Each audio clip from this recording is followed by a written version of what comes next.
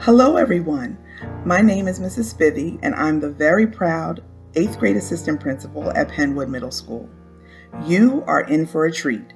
I am pleased to introduce our amazingly talented students of the Theater Club. They're performing a variety of contemporary monologues, skits, and music virtually from their homes. They've kept the joy of music alive despite the challenges of this past year. I hope you enjoy all the hard work that they gave to their performances. Without further ado, I'd like to present the 2021 Theater Club Talent Showcase. Enjoy.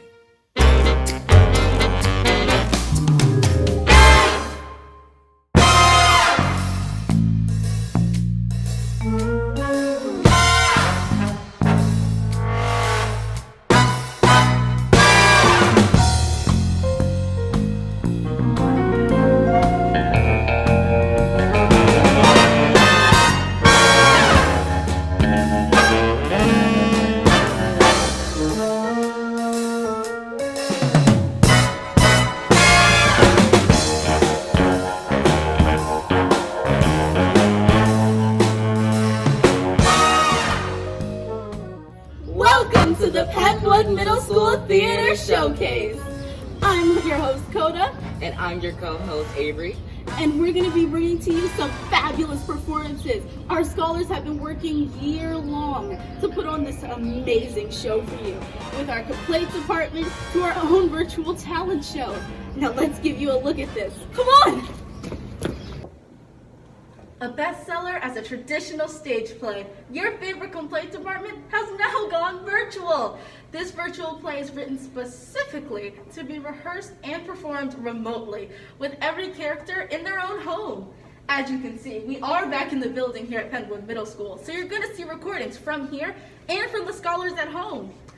In this rapid succession of duet scenes, the virtual complaint department takes on some hysterical grievances, everything from Oreo icing to kleptomania, and from songs stuck in the head to the prices of cheese. On and on and on. It seems people will whine about anything. Could there be a glimmer of hope for anyone working in the complaint department? Come with me and you'll see our first complaint.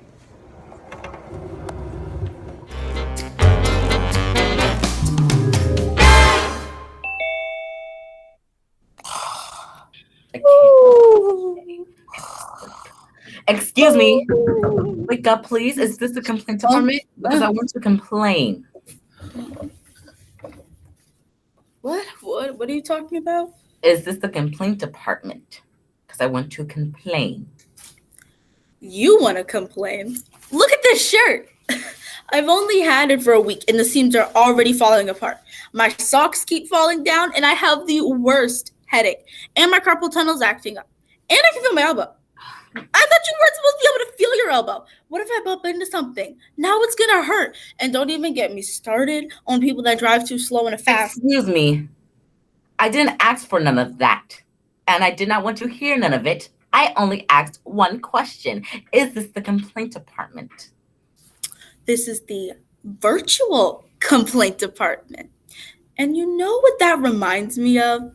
It's so annoying when people can't see the obvious. I mean, you started by clicking on a link that says complaint department in all bold letters. And you still have the audacity to come in here and ask me, is this the complaint department? Well, I'm supposed to complain to you. It's a joke. Yeah, you come in here and instead of you complaining to me, you get complaints spit at you. You know, tables are turned kind of thing. Oh, I see. That's very good. It's pretty funny. Well, most people don't think so. Well, complaints are usually attached to emotions, so probably catch them off guard. Anger. What?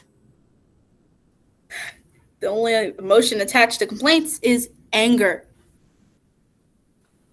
What about frustration? A relative. A relative? Annoyance. irritation, fury, rage, antagonism, resentment, eerie, wrath, all of those. They're all relatives of anger. No matter how you put it, people are upset. Well, we all have the right to be mad. Take my complaint, for example. Hey, do you think you could do me a favor? Well, I don't think. Can you watch the complaint department for real quick? I want to go get a Diet Pepsi. What? No. Come on, I'm dying of thirst. I tried to lick the liquid off of my screensaver. You can only imagine how good that is. But I don't work here. You'll be fine. You look really good on camera and you are great with people. I don't know what to do. Come on, it's just this one. Okay, it says complaint department, but it's just this one chat room. Come on, you just sit here, you listen to people's complaints. It'll be fine. I don't Thank know. I came here you. to complain. Ma'am. Wow, she really left me here.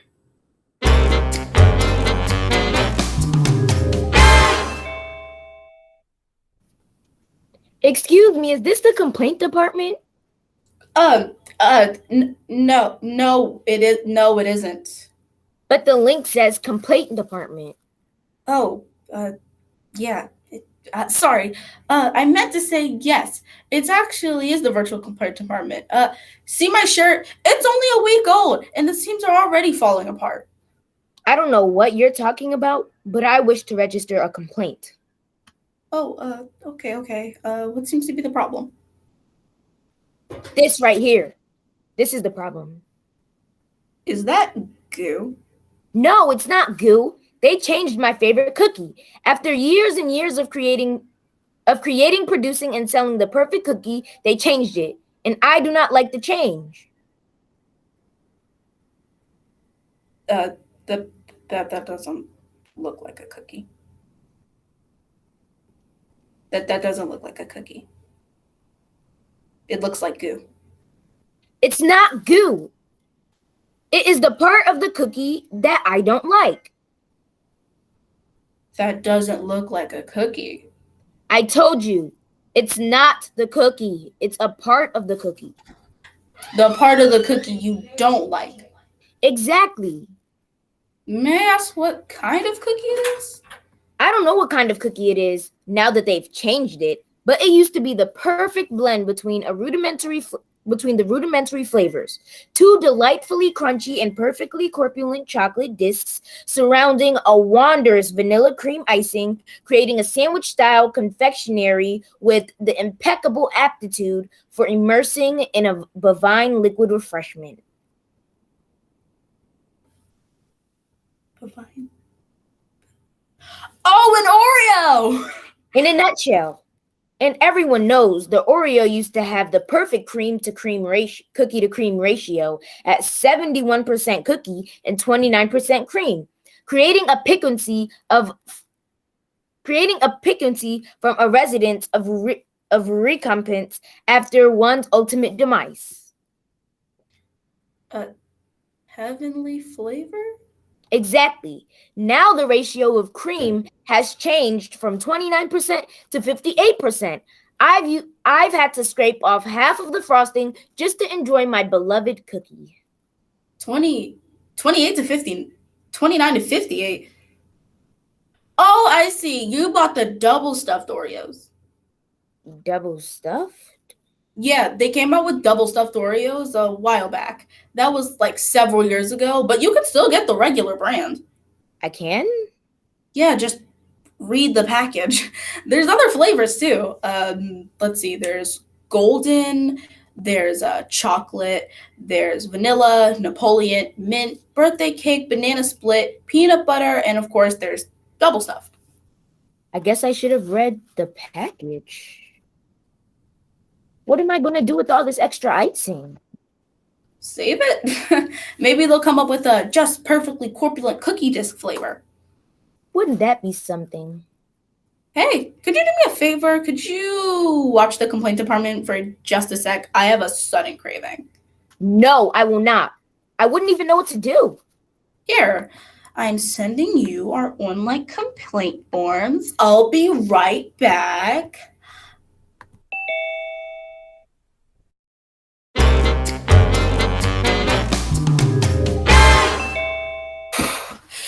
Imbecile! Excuse me? I brought a brand new 74-inch high definition flat screen TV from you not a week ago, and now it's not working. You didn't buy it from me. Well, not you specifically, but from your online store. And I want to know what you're going to do about it.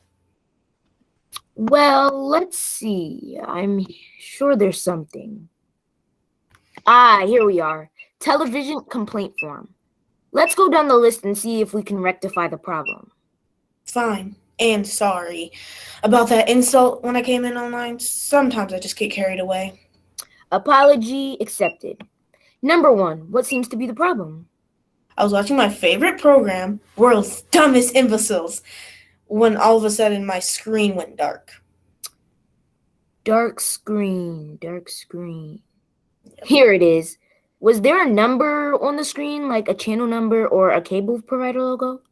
No, it was completely dark. No number, no logo, no picture whatsoever. Let's see. Did you try the on button? Serious? Of course I tried the on button.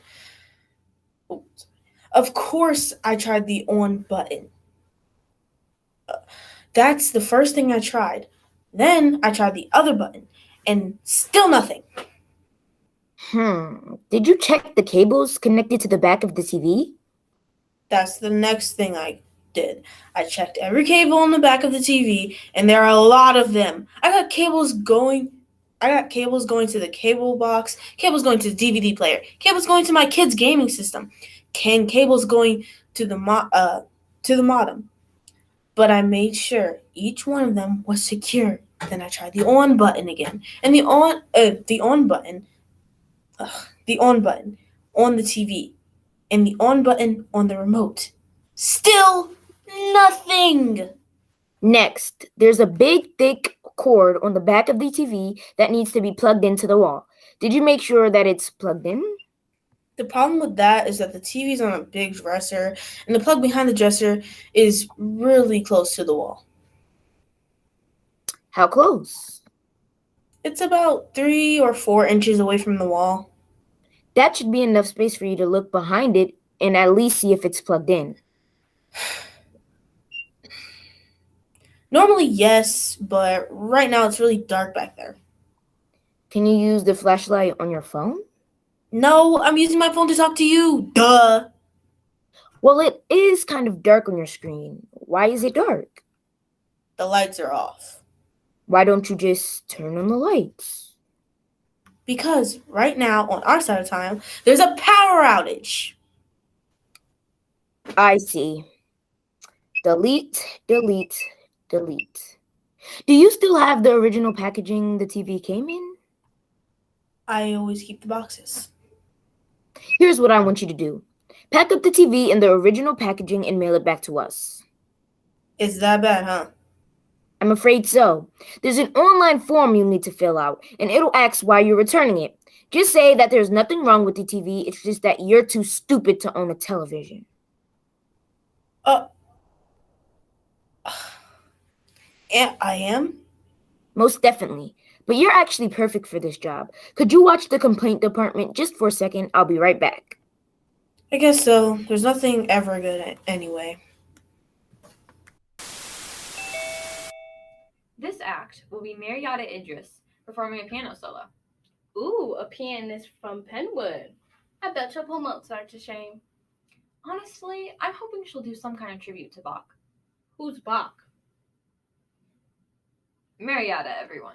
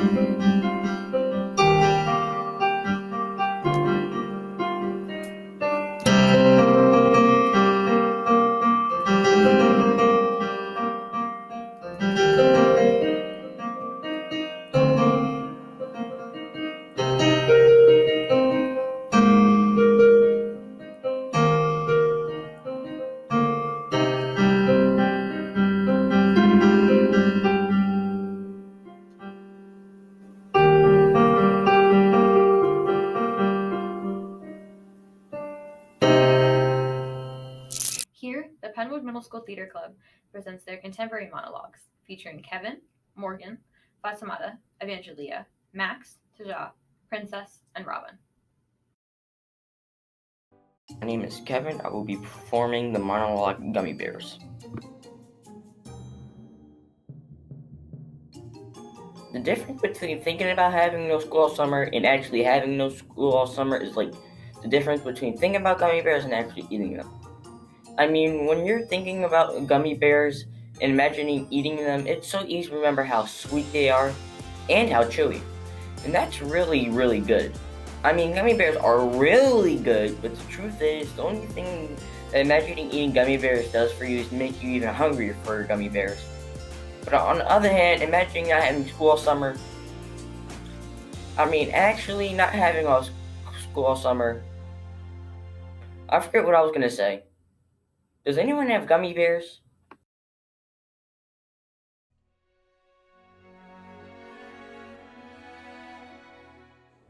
Hello, my name is Morgan Askew Green, and in this performance, I'll be reciting one of the contemporary monologues you see in the show. I give myself the best advice.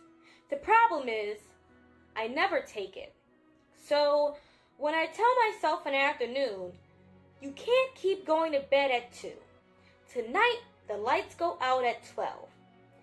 That means I'm definitely going to bed at 2. Or if I tell myself, take a jacket, it'll probably get cold later.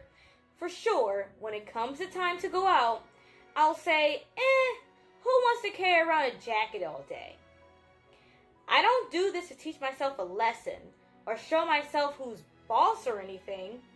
I just guess it's just because as good as I am at giving advice, I'm even better at ignoring it. I've told myself a million times that I really had to work on that. But then, you know how that goes.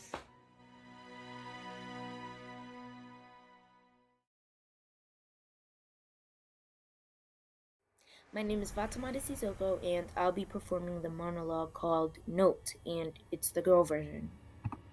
Sometimes I go down to the park and there's this one kid that's there whenever I am, and all she ever does is look at the boys all afternoon. Most especially, she looks at this one boy with blonde hair. He's so beautiful, and she really wants to talk to him, but she's too shy or scared or something.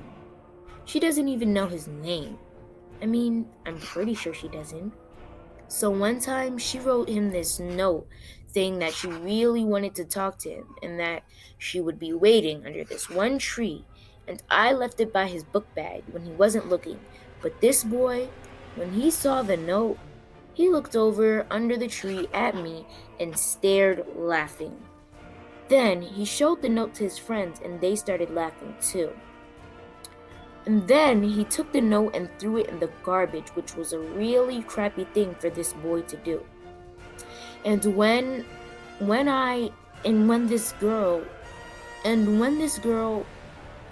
left the park, I could see that she was crying. And it was all because of that boy.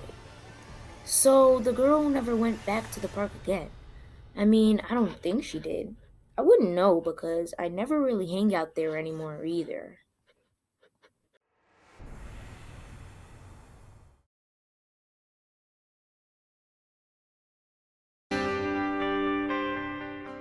I always tell people I have 2 sisters, Nice Nora and Nasty Nora.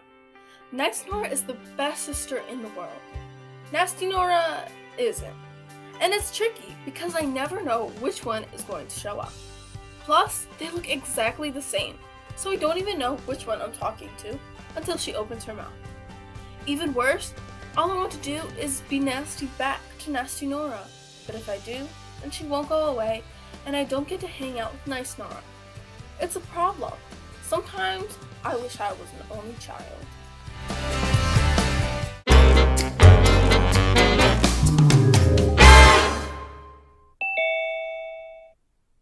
What's your complaint? My arm hurts.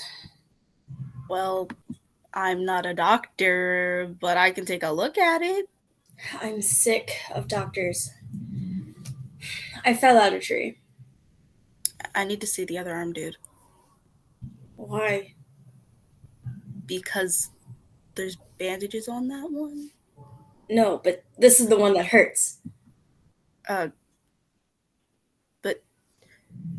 then why does the other one have all that stuff on there? To stop the blood. So it is hurt. No, this is the one that hurts. Okay, clearly that one has like multiple wounds, and the one without the bandages looks perfectly fine. Instead of the complaint department, I think you need to see a psychiatrist. Oh, I'm sorry. I should have explained. A long time ago, this arm suffered a very rare nerve injury, which resulted in the complete lack of this arm's ability to feel any pain. Oh.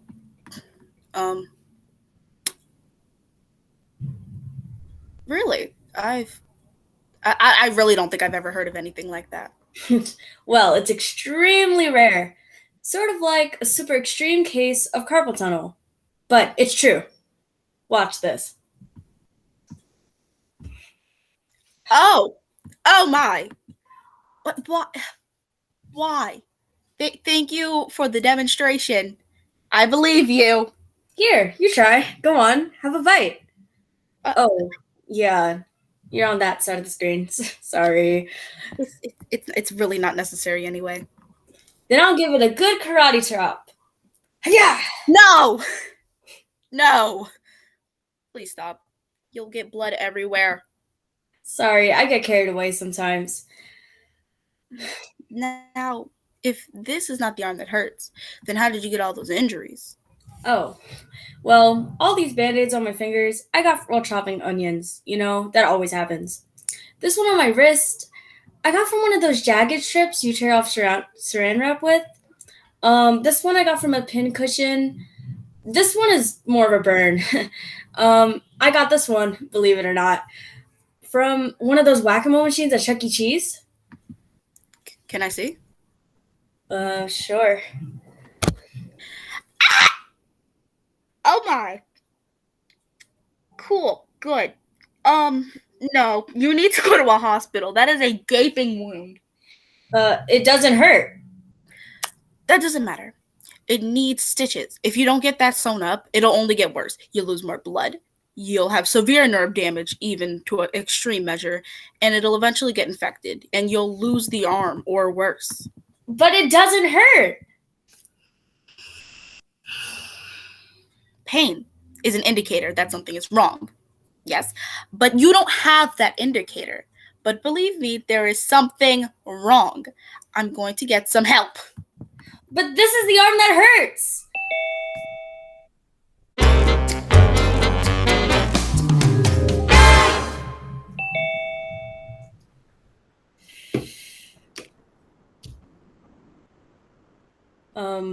Excuse me, why are you wearing a mask?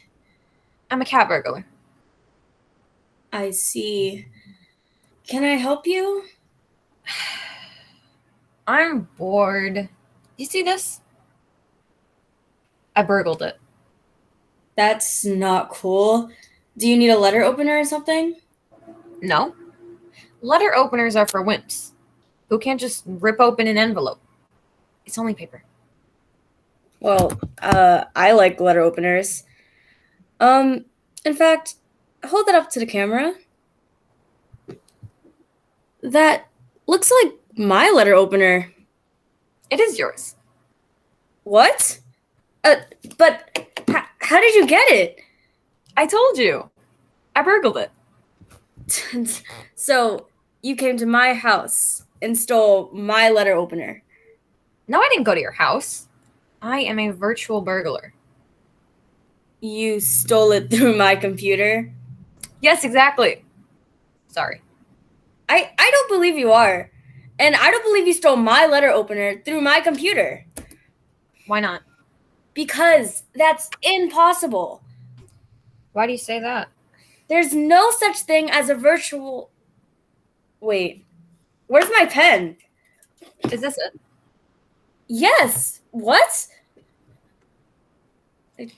I virtually burgled it. Sorry. You keep saying you're sorry, but you keep doing it. I'm bored. Is that why you steal? You're bored? Oh, no. Burglary started a long time ago when I was little. I stole all my friends' toys. Bobby Richmond's.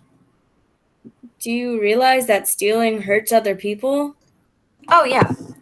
When I first stole Bobby's toys, he cried and he cried, and I pretended like I didn't know anything, but I felt terrible. It just ate me up inside. But instead of returning the toys, I went and stole some more. That's awful. I know, but after a while I stopped feeling guilty. I became a full-time thief, and now I've branched out into virtual burglary. I know it hurts people, but I just don't seem to care. Wait, where'd my sparkling water go? Sorry, I'm bored. You keep saying that. Why are you so bored? Well, the movies make being a thief look glamorous, and, in real life, I don't know, it's just pretty boring. Well, it doesn't seem like it would be boring. The thrill of planning the heist, the excitement of anticipating the moment, the exhilaration of the risk of being caught, the adventure of getting away with it, and the pleasure of your loot. I see you watch movies too. To tell you the truth, I don't feel anything. No thrill, no excitement, no exhilaration, no adventure, and certainly no pleasure. I wish I could just go back to when I was that stupid kid and, just feel the guilt of stealing Bob's toys again. You want to feel guilty? I mean, it's better than feeling nothing. I just realized something. You have the exact same condition as my arm, only it's inside. I'll be back.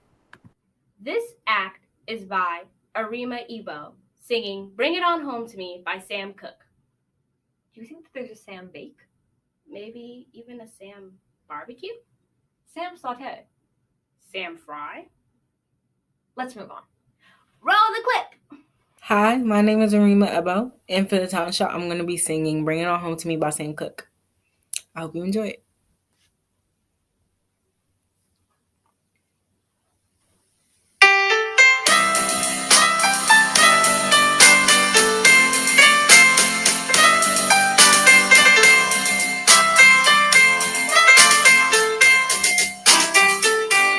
If you ever change your mind about leaving me behind, baby, bring it to me.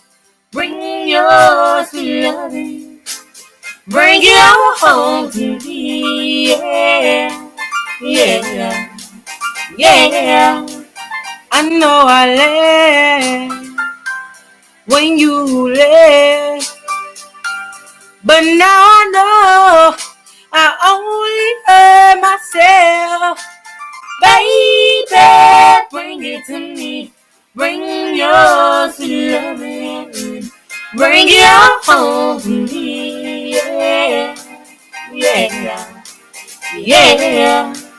I'll give you jewelry and money too. That ain't no lot to for you. Oh, if you bring it to me, bring your sweet loving, bring it all home to me. Yeah. You know I always be your slave till I'm buried in my grave. Oh, bring it to me. Bring your sweet loving. Bring it all home to me. Yeah. One more thing I try to treat you right, but you stayed out at night. But I forgive you. Bring it to me. Bring your sweet loving. Bring it all home to me. Yeah, yeah, yeah. Thank you.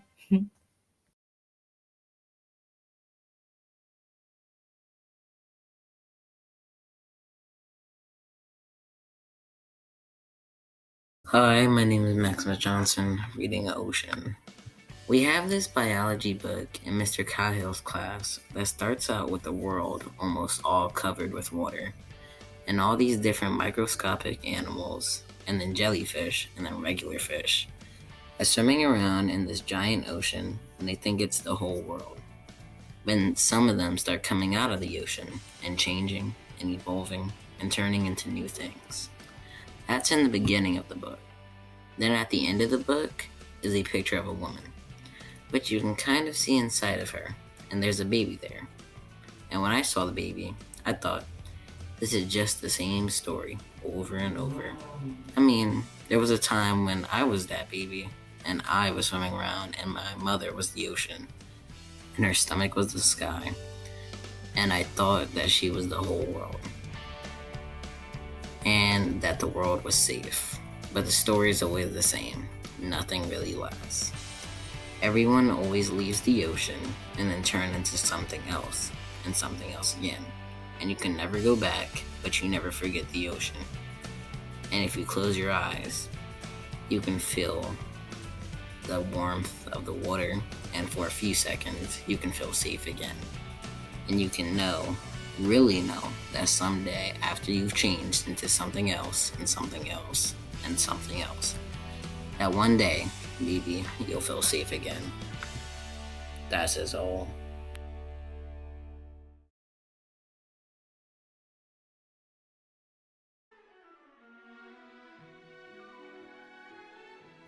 Hi, my name is Tiaja, and I'm going to be reading a monologue called Cats. People, mostly all they ever do is worry. It's different for cats. Mostly all they ever do is sleep and chase things, but there's not a lot of worrying involved. I saw on Wikipedia that cats are actually self-domesticated. That means that no one actually had to train them or even capture them. They all just showed up on the door one day and said, "Hey, we're domesticated, feed us." And we did. Cats don't do anything. They don't.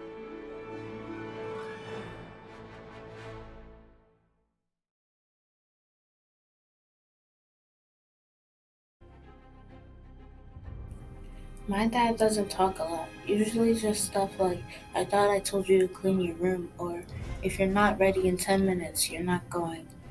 And even when he does talk, I never really know what to say back. But one time I walked into the living room, and we have this baby picture of me that's over in the corner. And he was just staring at it and staring at it. And I guess I must have made a noise or something because he looked over at me and looked at me kind of funny. And he said, the day you were born was the day I knew I was the most important person in the world. And just that one time in the living room, I knew what to say back. I love you too.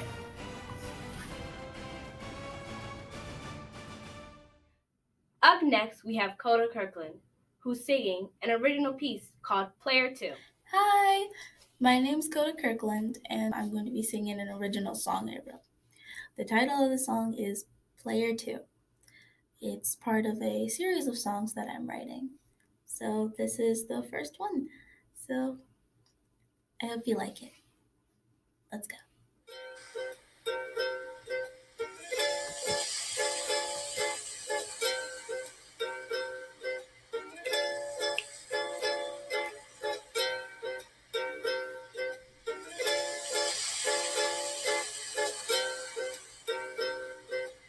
Never be the one to ask me what it was done. I'll be in the dark space behind you. I wish I knew how to do the things you do. I wish I was the one that's most important to you. But sadly I'm not, so I'll just be player two. Never be the one with the title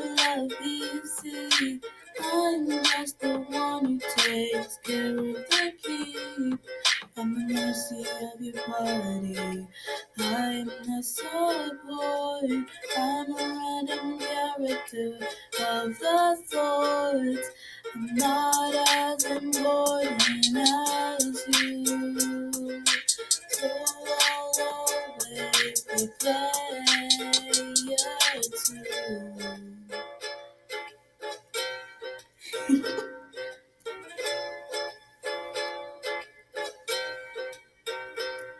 You're the one name for the one test.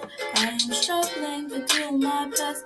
Got all the XP that I need, but I'm just struggling helplessly. Trying to fight this boss, but I feel like I wanna toss this all away. I'm not the main character of the story, and I know I'll never be.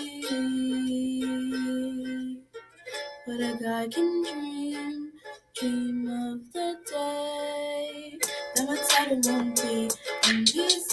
And finally you will see player two no more. And it's more to me than you'll ever know. So I guess I'll give it a go.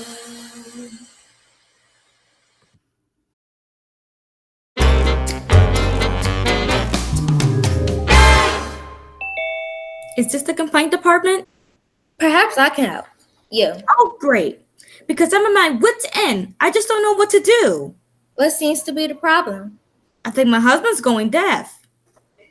My, that is a problem. What makes you think he's losing his hearing? He doesn't answer me half the time. I have to call to him several times before I get any response. It seems like the only time he can hear me is when we're standing face to face and he can see my lips moving. I see. Let's try an experiment. Do you both have mobile phones? Sure. I make sure he has it set to ring and vibrate to make sure he answers. Here's what I want you to do. Call his phone, and when he answers, I want you to talk softly. If there's still no response, talk a little louder. And if there's still no response, talk a little louder, and so on until you finally get an answer. Sound reasonable?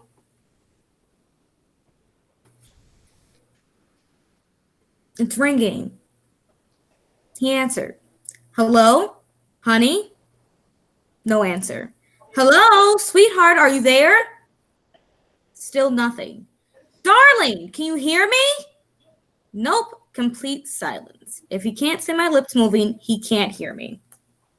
What's his number? I call him.